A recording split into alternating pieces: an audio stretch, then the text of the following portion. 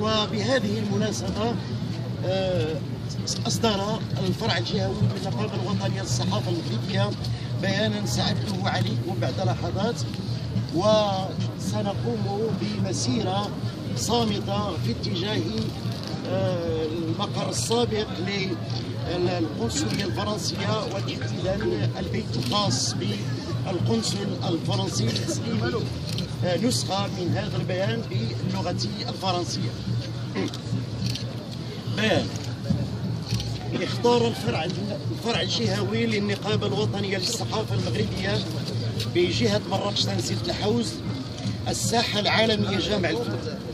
والمصنفة تراثا شفهيا عالميا من قبل منظمة اليونسكو باعتبارها رمزا لملتقى الثقافات والحضارات والجنسيات والديانات. واختار الجسم الإعلامي هذه الزاوية من هذه الساحة العالمية ليقول لمدينة الأنوار باريس التي أراق الإرهابيون على أرضها دماء يهودية ومسلمة ومسيحية دون تمييز إن المدينة الحمراء بدورها اكتوت بنار الإرهاب ذات صباح من يوم 28 أبريل من سنة 2011، حيث اختلطت الدماء المغربية بدماء أعراق وجنسيات من كافة الديانات، وبذلك يتأكد أن الإرهاب لا دين ولا وطن له. إن الجسم الإعلامي بجهة مراكش وهو يقف اليوم من أجل التنديد بما تعرض له الصحافيون العاملون بمجلة شارلي هيبدو يوم الأربعاء الماضي، إلى جانب 4 فرنسيين آخرين تم قتلهم بسبب عقيدتهم فقط بالعاصمة باريس، فإنه يستنكر العمل الجبان الذي أقدم عليه المتورطون في هذه المجزرة التي هزت الجسم الإعلامي دوليا بشكل خاص، كما هزت جميع المنافحين والمدافعين عن حرية الرأي والتعبير عبر العالم بشكل عام. إننا إذ نقف اليوم للتعبير عن شجبنا وإدانتنا للمجزرة الرهيبة اليوم الأربعاء الأسود بباريس،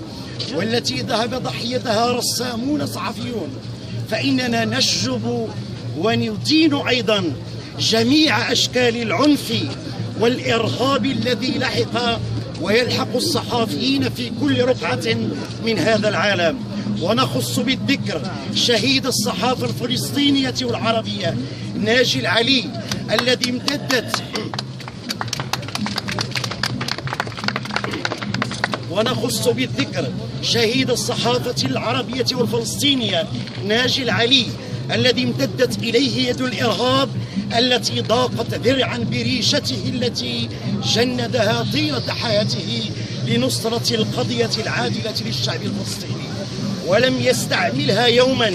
ضد أي رمز من رموز الديانات السماوية. كما نطالب المنظمة الدولي بهذه المناسبة من أجل إماطة اللثام عن حيثيات وظروف اغتياله وإحالة المتورطين على المحاكمة. إن الفرع الجهوي للنقابة الوطنية للصحافة المغربية وهو يقف اليوم مسنودا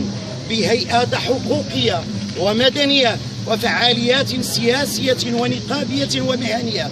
بهذه المدينة التاريخية ليؤكد أن حرية الرأي والتعبير هي واحدة من أقدس المقدسات، وأن الدفاع عنها وصيانتها ليس فقط باعتبارها حقا من حقوق الإنسان المنصوص عليها في جميع العهود والمواثيق الدولية، وإنما أيضا باعتبارها عنوانا وركنا أساسيا للديمقراطية الحق ولدولة الحق والقانون. وإذ نقف اليوم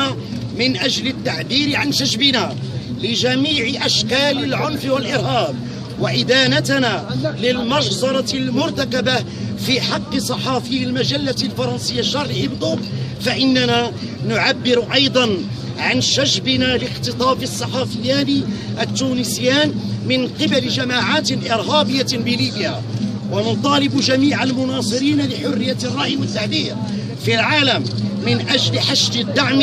والضغط على تلك الجماعات الإرهابية لإطلاق سراحهم. كما نناشد الهيئات الحقوقية الدولية بالعمل والضغط من أجل إطلاق سراح المدون السعودي المحكوم بالجلد والسجن بالديار السعودية. إننا في المكتب الجهوي للنقابة الوطنية للصحافة بجهة مراكش إذ نقف اليوم للتنديد بمجزرة باريس، فإننا نقدم تعازينا الحارة لأسر ضحايا هذه المجزرة ونعبر عن تضامننا معهم في محنتهم. كما ندعو بهذه المناسبة المنتظم الدولي وجميع الهيئات الحقوقية لوقف مسلسل الاغتيالات والاختطافات والاعتقالات التي يتعرض لها الصحفيون من مختلف الجنسيات والديانات في مختلف أماكن التوتر والحروب عبر العالم وخاصة منطقة الشرق الأوسط.